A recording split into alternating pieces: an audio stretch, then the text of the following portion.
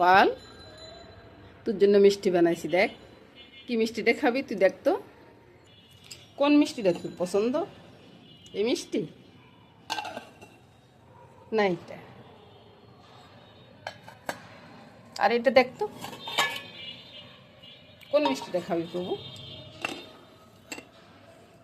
কোনটা বেশি পছন্দ। এবার তিনটে ঢাকনায় দিচ্ছি, কোনটা বেশি পছন্দ প্রভু।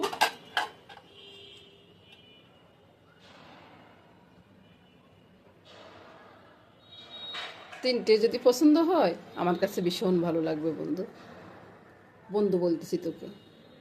হে প্রভু দয়াল, একটু একটু গ্রহণ করিস প্রভু। গোপালের পূজা হয়ে গেলে এবার আমাদের জন্য একটা পিঠা করে নিলাম। এই পিঠা দিয়ে রুটি দিয়ে খেয়ে নেব, বাস সকালের জলখাবারটা হয়ে যাবে। শুভ সকাল বন্ধুরা।